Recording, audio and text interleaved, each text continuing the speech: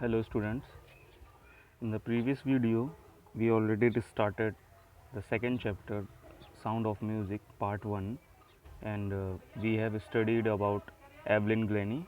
So let's start the rest of the chapter. It is intriguing to watch Evelyn. Evelyn को देखना बहुत ही उत्साहजनक होता था. इंट्रीगिंग मीन्स उत्साहजनक होता था एवलिन का फंक्शन देखना. सो एफर्टलेसली विदाउट हियरिंग, क्योंकि एवलिन बिना किसी परेशानी के, एफर्टलेसली मीन्स बिना किसी परेशानी के, बिना सुने बहुत अच्छे से फंक्शन करती थी. इन आर 2 आवर डिस्कशन, हमारे 2 घंटे के बातचीत के दौरान, she never missed a word, वो एक भी शब्द नहीं मिस कर पाई, उसने एक भी शब्द मिस नहीं किया. शी लाफ्ड, वो हंसते हुए बोली, man with bushy beard give me trouble. उसने हंसते हुए कहा कि वो आदमी जिनकी बुशी बियर्ड होती है, जिनकी दाढ़ी होती है, उनसे मुझे परेशानी होती है.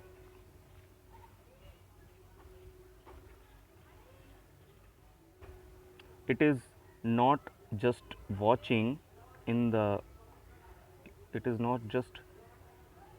the lips, it is the whole face, especially the eyes. और मैं सिर्फ लिप्स ही नहीं देखती हूँ जब मैं बात करती हूँ, मैं पूरा चेहरा देखती हूँ. स्पेशली यानी मुख्य रूप से आँखें देखती हूँ. She speaks flawlessly with a Scottish lilt. She speaks flawlessly, उसने फ्लॉलेसली यानी फ्लो में बोला, फ्लो में बातचीत की. With a Scottish lilt, lilt मतलब लहजा. उसने स्कॉटिश या स्कॉटलैंड में जो लहजा, जिस तरह का बोलने का तरीका होता होगा, वैसे बात की है. माई स्पीच इज़ क्लियर, मेरी जो स्पीच है, मेरा जो बोलने का अंदाज़ है, वो साफ़ है. बिकॉज, क्योंकि I could hear till I was 11, क्योंकि मैं जब 11 साल की थी तब सुन सकती थी, इसीलिए मेरी स्पीच क्लियर है. शी सेज, उसने कहा, but that doesn't explain how she manage to learn French and master basic Japanese.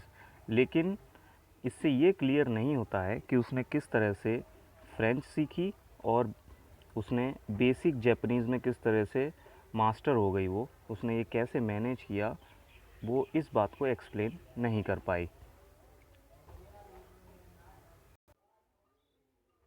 As for music, और संगीत के बारे में, शी एक्सप्लेन्स, वो बताती है, it pores in through every part of my body, कि संगीत मेरे शरीर के हर एक हिस्से में है. इट पोर्स मीन्स, ये पोर्स का मतलब वैसे तो उड़ेलना होता है, लेकिन यहाँ पोर्स का मतलब है कि बसा होना है, कि संगीत मेरे शरीर के हर हिस्से में बसा हुआ है.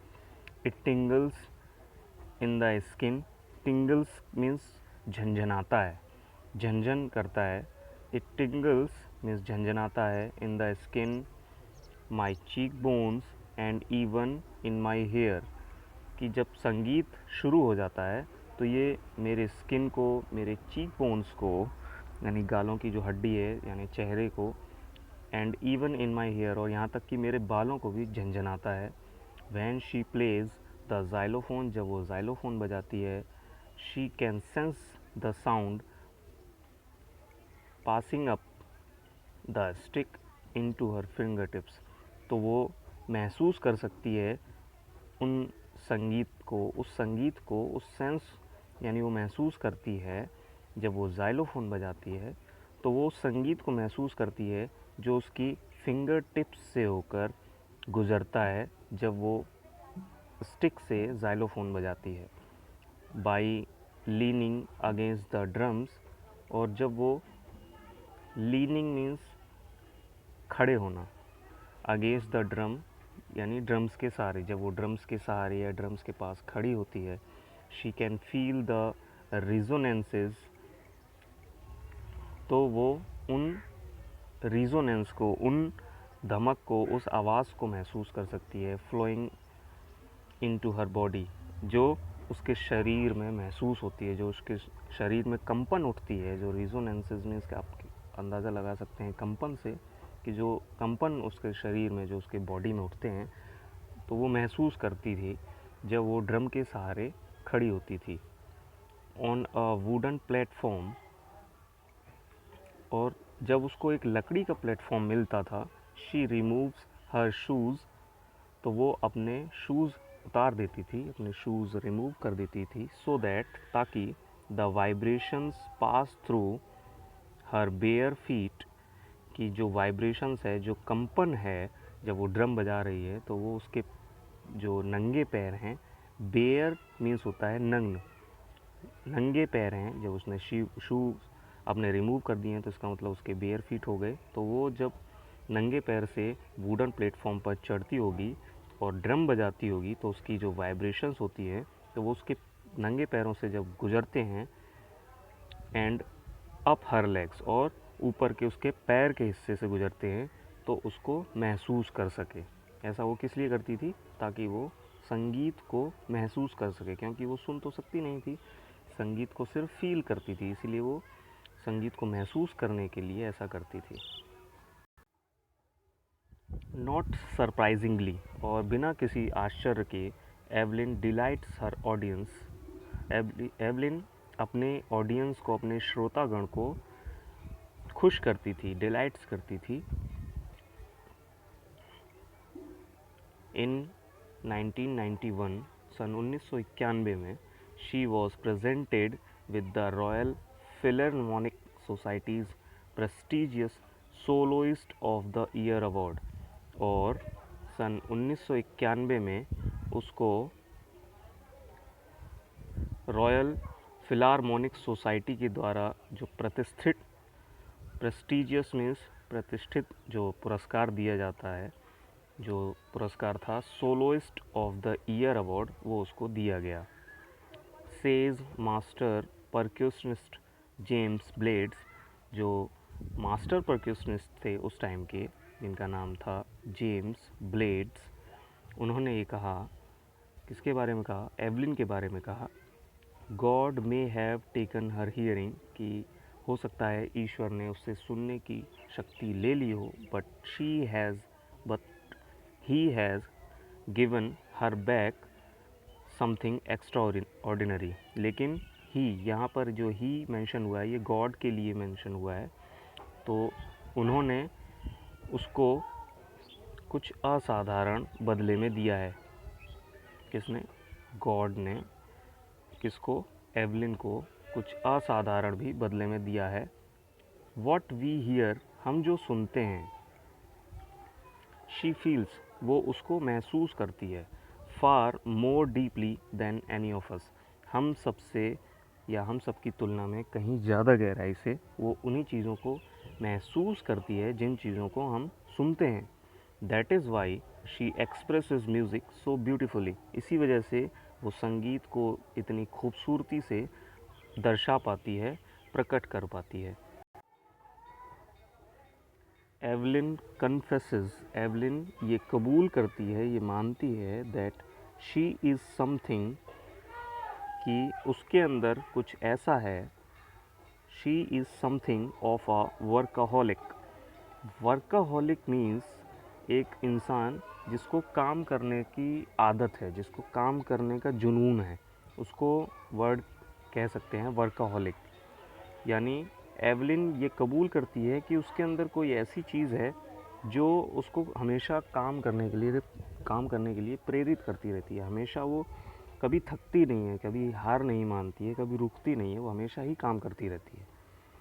I have just got to work, मुझे बस काम दिखता है, मैं सिर्फ काम करती रहती हूँ। Often harder than classical musicians, और वो काम कभी कभी इतना ज़्यादा हो जाता है कि मैं जो क्लासिकल म्यूजिशियंस हैं, जो सांस्कृतिक संगीतकार हैं, उनसे भी कहीं ज़्यादा काम कर देती हूँ। But the rewards are enormous, enormous means fabulous, huge, लेकिन जो उसका इनाम मुझे बदले में मिलता है वो उस मेहनत से भी ज़्यादा मिलता है। Apart from the regular concerts, और जो रेगुलर कॉन्सर्ट्स थे उसके अलावा Evelyn also gives free concerts in prisons and hospitals. Evelyn free concerts देती थी, कहाँ पर? प्रिजन्स में, जेलों में, और हॉस्पिटल्स में और अस्पतालों में भी। She also gives high priority, वो हमेशा ज़्यादा तवज्जो देती थी। प्रायोरिटी मीन्स तवज्जो देना या प्राथमिकता देना। तो वो ज़्यादा प्राथमिकता देती थी to classes for young musicians, जो नौजवान संगीतकार होते थे, जो न्यू कमर्स होते थे, बिगनर्स होते थे, उनको क्लासेस देने के लिए ज़्यादा प्राथमिकता देती थी, उनको ज़्यादा प्रायोरिटी देती थी। Ann Richlin of the Beethoven Fund for Deaf Children says, Ann Richlin, जो बिथोवन फंड, जो एक चैरिटी का नाम है, और ये चैरिटी फंड देती थी किन के लिए? डीफ चिल्ड्रंस के लिए, यानी ऐसे बच्चे जो सुन नहीं सकते हैं, उनके लिए जो फंड देते थे, उसका फंड का नाम है, चैरिटी का नाम है बेथोवन फंड। उसमें काम करने वालों में से एक हैं एन रिचलिन। वो कहती हैं she is a shining inspiration for deaf children. वो शाइनिंग इंस्पिरेशन यानी एक चमकदार इंस्पिरेशन है, चमकदार प्रोत्साहन है फॉर डीफ चिल्ड्रन, उन बच्चों के लिए जो सुन नहीं सकते हैं। They see that there is nowhere that they can not go. वो ये देखते हैं कि ऐसी कोई भी जगह नहीं है। नोवेयर, नोवेयर मीन्स ऐसा कुछ भी नहीं है, ऐसी कोई चीज़ नहीं है दैट दे कैन नॉट गो, जहाँ पर वो जा नहीं सकते हैं। मतलब ऐसा कोई काम नहीं है जो वो नहीं कर सकते हैं।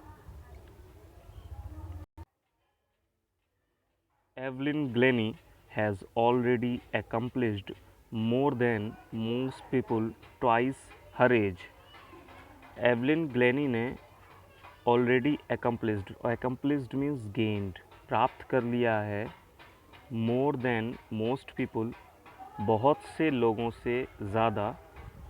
किन लोगों से ज़्यादा? most people twice her age, जिसको बहुत से लोगों को पाने में उनकी उम्र से भी दुगना समय लग जाता है। ट्वाइस मीन्स होता है डबल, यानी एवलिन ग्लेनी ने अपनी इस उम्र में इतना पा लिया है उन लोगों के कंपैरिजन में भी, जिन लोगों को इतना पाने में अपनी उम्र से भी ज़्यादा का समय लग जाता है। She has brought percussion to the front of the orchestra. उसने क्या प्राप्त किया है? उसने ऑर्केस्ट्रा के सामने परक्यूशन यानी ड्रम बजाने की कला सीखी है।